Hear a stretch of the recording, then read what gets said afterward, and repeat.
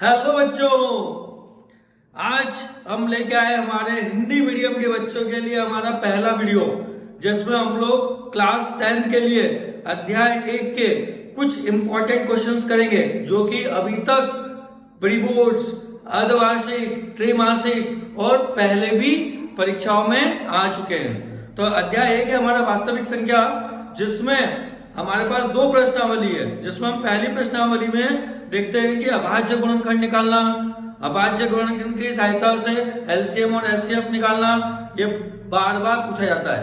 तो जैसे पहला प्रश्न हमसे पूछता है कि 140 का अभाज्य गुणनखंड ज्ञात कीजिए।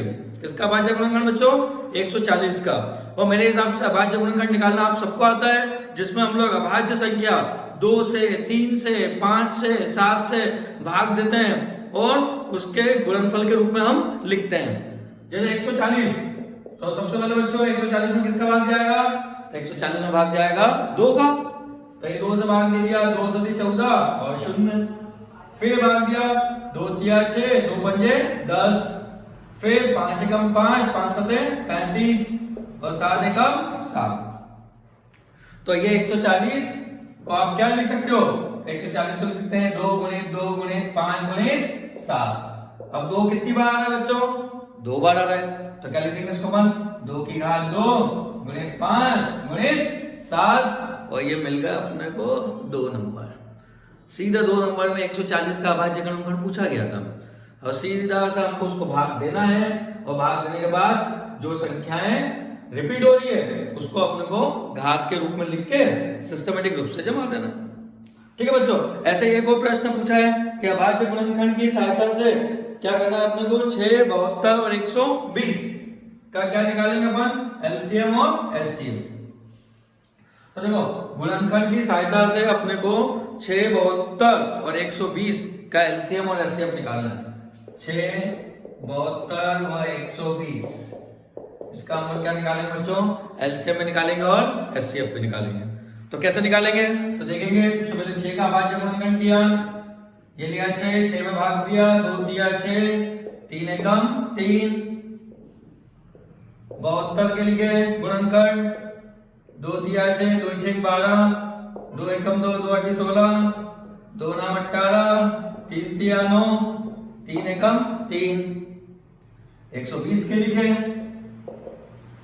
2 6 12 0, 2 तिया 6 0, 2 एकम 2, 2 पंजे 10, 3 पंजे 15 और 5 एकम 5।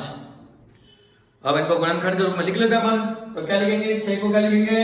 तो 6 को लिखा 2 गुणित 3, 72 को क्या लिखा?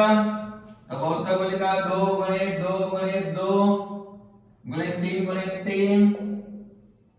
120 को क्या लिखा?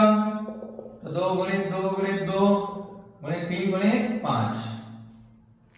ठीक है, तो सबसे पहले हमको इन गुणनखंड से निकालना है एचसीएफ। हालांकि अपन छोटी क्लास में बच्चों एचसीएफ निकालते आए हैं, तो वहां अपन क्या सीखते थे कि जो तीनों में आएगा, जो संख्या तीनों में आएगी वो एचसीएफ आ जाएगी।